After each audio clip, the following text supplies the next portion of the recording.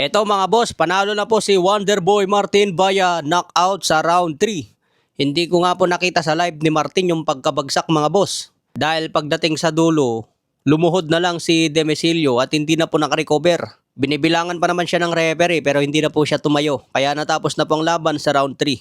So normal lang yung naging laban nila mga boss. So sugod ng sugod itong si Demesilio at nagko-cover siya. Tinatamaan ng suntok at gumaganti pero magalaw si Wonderboy.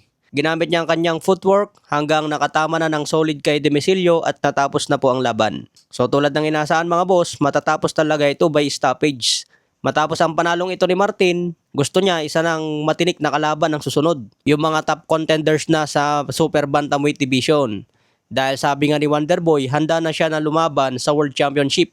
Kaya abangan po natin ang mga darating pang laban ni Wonderboy mga boss. Sa ngayon, nag-improve na po ang kanyang kartada sa 28 wins, 21 KOs, wala pang talo. Edad 26 na po si Wonderboy.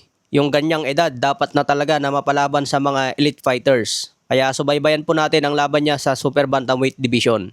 Samantala si Demesilio bumagsak ng kartada sa 19 wins, 11 KOs, 13 losses. Sa iba pang balita, Jesse Bam Rodriguez sinabing excited na nadayuin si Inoue sa Japan. Ayon kay Bam Rodriguez, hindi magdalawang isip na tanggapin ang laban ngayon kay Inoue.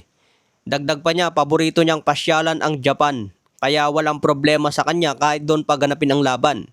Lalo na makakarap daw niya ang pinakamagaling na boksingero ng Japan sa ngayong henerasyon. Kaya sobrang excited umano si Rodriguez at gusto niya paghandaan ng matindi si Inoue.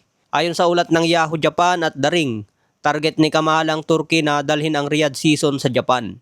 Nakita ni kamahalang Turkey ang malaking potensyal dahil suportado ng mga Japanese fans si Inoue. Kayang punuin ang Tokyo Dome kaya hindi nagdalawang isip si Turkey na ikasa ang laban sa Japan.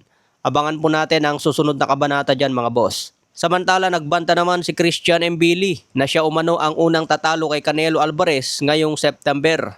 Unang tatalo by knockout. Naniniwala si Mbili na meron siyang sapat na lakas para itumba si Canelo.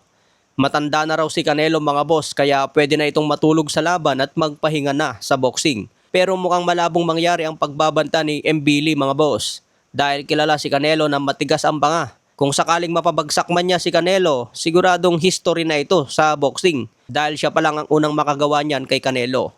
Kaya abangan po natin ang bakbakan sa September. Sa ibang banda, abangan po natin bukas ang laban ni Melvin Jerusalem at ni Rolando D.